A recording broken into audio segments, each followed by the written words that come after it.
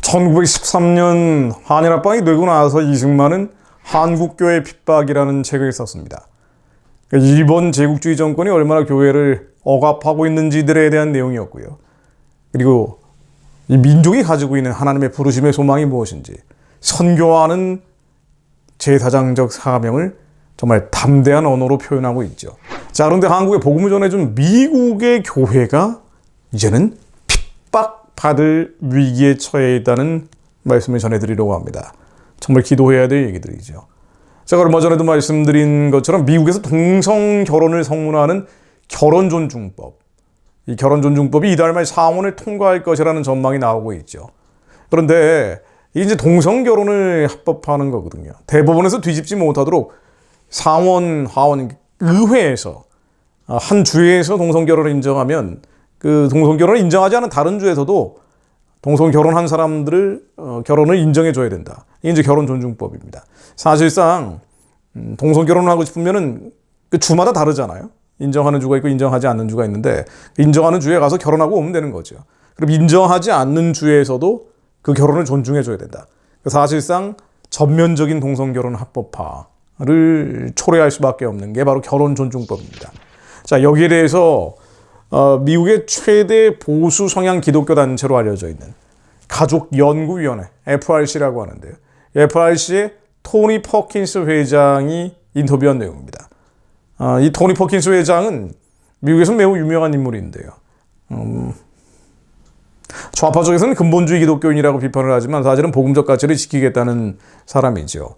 자, 이 사람이 얘기하기를 이 결혼존중법, 동성결혼 전면적 합법화가 미국에서 이루어진다면 미국인 박해의 문을 열게 될 것이라고 얘기했습니다.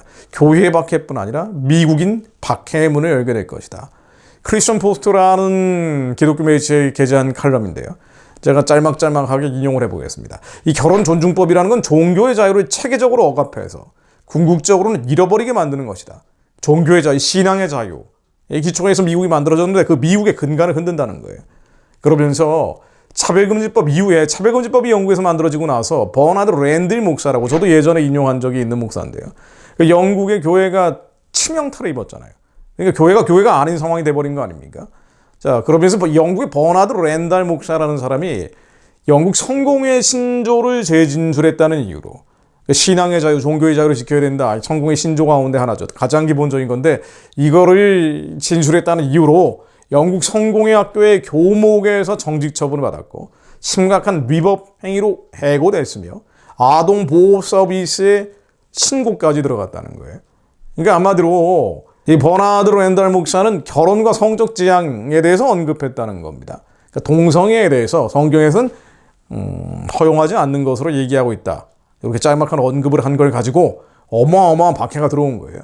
정부의 반테러 프로그램에 보고되기까지 했다는 겁니다. 그러면서 미국이 이 동성결혼이 전면적으로 합법화되면 버나드 랜달 목사 같은 사례가 나오지 않으라는 법이 있느냐는 겁니다.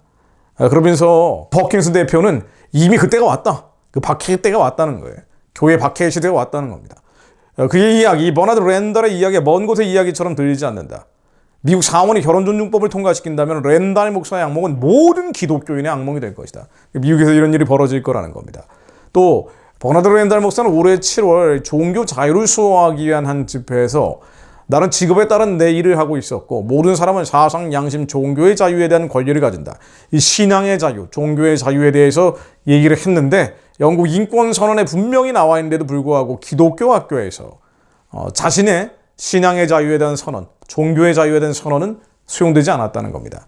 그리고 오히려 그런 선언하는 사람들을 폭력적 극단주의, 잠재적인 주의자로 묘사됐다라고 우려를 표현했습니다. 그러면서 퍼킨스 대표는 미국에서 이런 일이 발생하기까지 얼마나 걸리겠는가?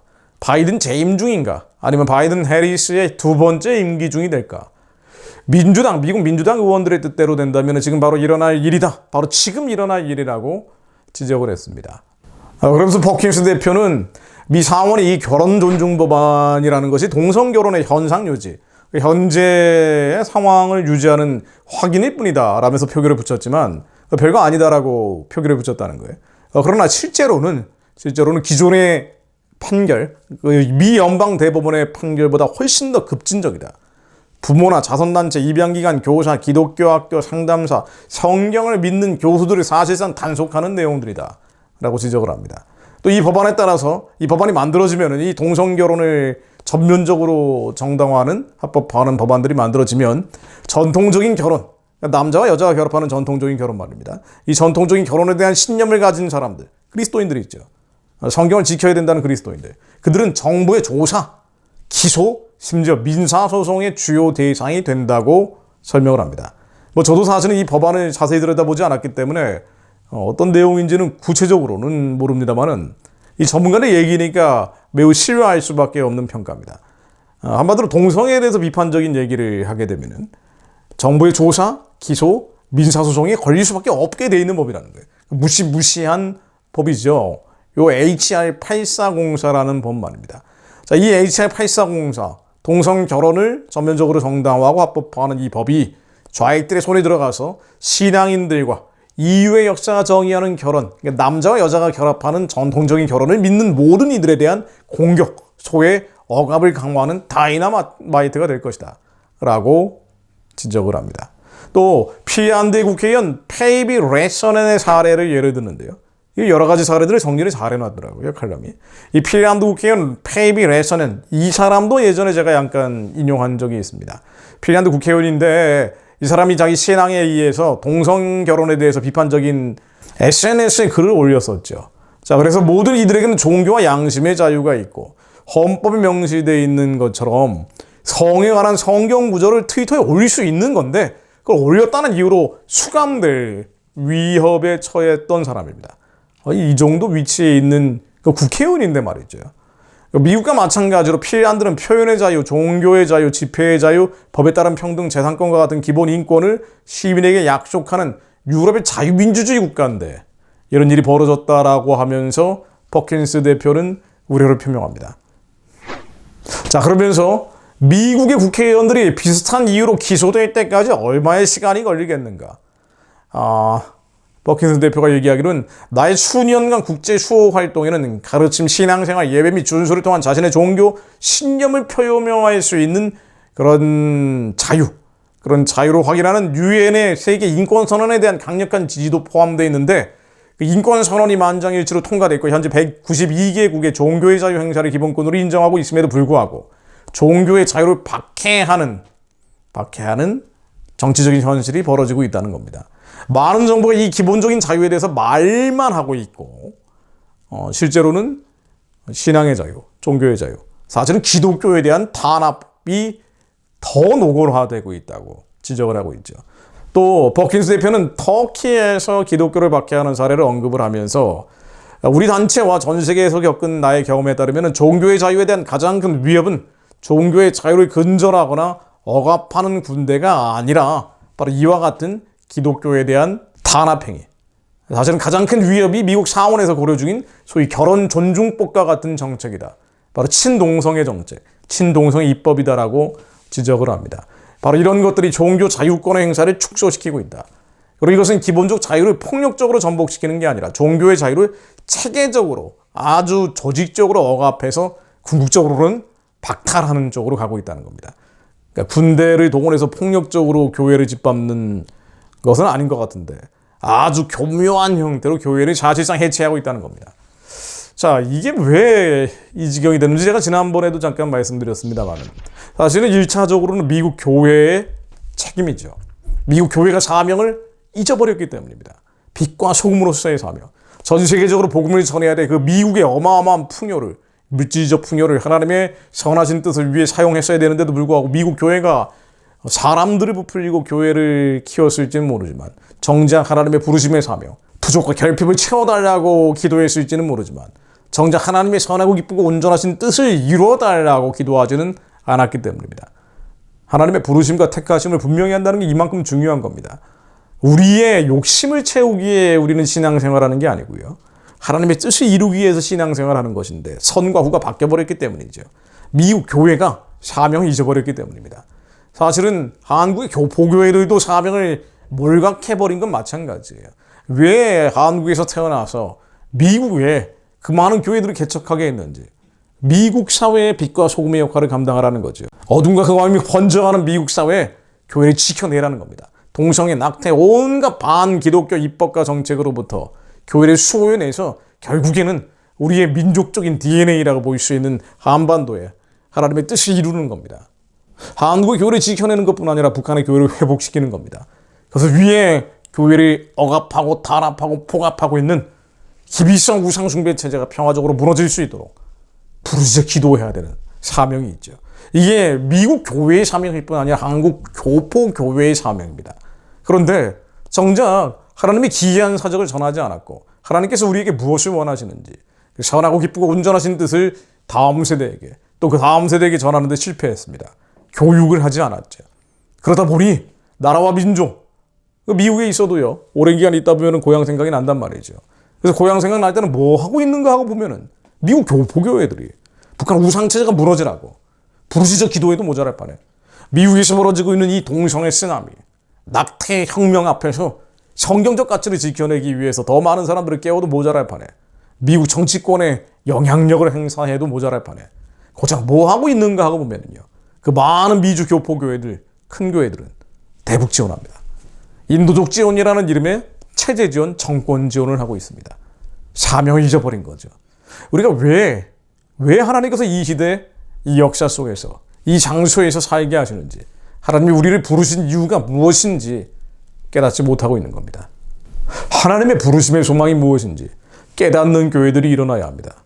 그리고 분명히 명심해야 될 것은요, 지금 벌어지고 있는 이 수많은 어두운 요소들, 이 절망적인 사인들은요, 마지막 때의 조짐이라는 것을 우리가 인정할 필요가 있습니다. 예수님께서 말씀하신 것처럼 마지막 때는 교회가 핍박받습니다. 예수님께서 말씀하신 것처럼 마지막 때는 핍박이 일어납니다. 난리와 난리의 소문이 듣겠으나 너희는 삼가 두려워하지 마라. 이런 일이 있어야 돼. 아직 끝은 아니니라. 민족이 민족을, 나라가 나라를 대적하여 일어나겠고 곳곳에 기근과 지진이 있으리니 이 모든 것은 재난의 시작이니라. 바로 그때 사람들이 너희를 회관에 넘겨주겠으며 너희를 죽이리니 너희가 내 이름을 위하여 모든 민족에게 미움을 받으리라. 미움받는 시대입니다. 마지막 때는 그리스도인들이 미움받는 시대입니다. 그러나 이 미움받는 시대라 할지라도 우리는 기뻐하고 즐거워해야 하는 것이요, 하늘에서 상이 크기 때문입니다. 기뻐하고 즐거워하라. 하늘에서 너희의 상이 큼이라. 너희 전에 있던 선지자들은 이같이 핍박하였느니라. 선지자들이 핍박받는 것처럼 우리가 만일 핍박받는다면 그것은 기뻐하고 즐거워할 일입니다. 뿐만 아니라 마지막이 되고 있다는 것은 예수님이 오셔서 공의의 심판을 할 날이 멀지 않았다는 겁니다. 우리의 각각 행함대로 주님께서 갚으실 날, 진정으로 다시는 슬퍼하는 것, 곡하는 것, 애통하는 것 없이 주님과 더불어 영원한 생명수 샘물을 값없이 마시게 되는 날이, 새하늘 새 땅에 들어갈 날이 멀지 않았다는 것을 뜻합니다. 그런 이 세상이 끝으로 가고 있다는 사인들을 보면서요, 낙심하고 낙담할 게 아니라 주님이 오셔서 그리스도의 심판대 위에 우리를 세우실 날이 멀지 않았음을 알기에 더 부르심에 집중하며 하나님께서 우리를 향한 부르심이 무엇인지 깨달아 알고 아버지의 뜻이 하늘에서처럼 이 땅 가운데 이루어질 수 있도록 더 기도해야 됩니다. 북한의 우상 숭배 체제가 무너지고 동성애 낙태 쓰나미로부터 교회를 지켜내며 방어하는 데서 그치는 것이 아니라 미국 교회를 지켜내고 한국 교회를 지켜내는 데서 만족하는 것이 아니라 북한의 우상 숭배 체제가 무너지라고 선포하고 뻗어가야 합니다. 세계 선교를 향해서 마지막 때 땅끝까지 복음 전하는 한반도 한민족이 될 수 있도록 길을 열어달라고 부르짖어야 합니다. 그러므로 형제들아 더욱 힘써 너희 부르심과 택하심을 굳게 하라. 너희가 이것을 행한 즉 언제든지 실족하지 아니하리라. 하나님이 이 싸움은, 우리의 육안으로 보는 이 싸움은 영적인 전쟁임을 저희로 알게 하시니 감사드립니다. 이 싸움의 승자는 이미 예수 그리스도로 결정되어 있음을 저희가 다시 한번 묵상하게 해주시니 감사드립니다. 저희가 어린 양으로 더불어 싸우려니 어린 양은 만주의 주시오 만왕의 왕이심으로 저희를 이기실 터이요 또 그와 함께 있는 자들 곧 부르심을 입고 빼내심을 얻고 진실한 자들은 이기리노다.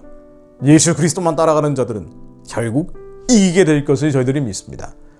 보이는 상황, 들리는 현실에 실망하지 않게 하시며 우리 안에 절망과 싸워 이기는 자들 되게 하시어 예수 안에서 의와 평강과 희락의 나라를 누리는 자들 되게 하시어 항상 기뻐하게 하시며 범사에 감사하게 하시며 쉬지 않고 예수 그리스도 안에서 기도하는 자들 되게 하시어 두드리는 자들, 구하는 자를 찾는 자를 되게 하사 아버지의 뜻을 반드시 하늘에서처럼 우리 인생 가운데 이 나라와 민족과 열방의 교회 위에 이뤄내는 자들 되게 하옵소서. 동성애, 낙태, 온갖 반교회 입법과 정책의 쓰나미 앞에서 교회를 지켜내게 하시며 예수님 오실 길을 예비하기 위해 북한의 우상 숭배의 진이 평화적으로 무너지라고 선포하는 자들 되게 하시며 무너진 저 땅에 하나님의 거룩한 청전 짓는 자들요, 제2의 언더우드, 제2의 아펜젤러, 제2의 모팩 같은 자들로 저희를 사용하여 주옵소서. 예수님 오실 길을 예비하는 주님의 백성으로 우리의 자녀들이 쓰임받게 하옵소서. 예수 그리스도 이름으로 기도드립니다. 아멘.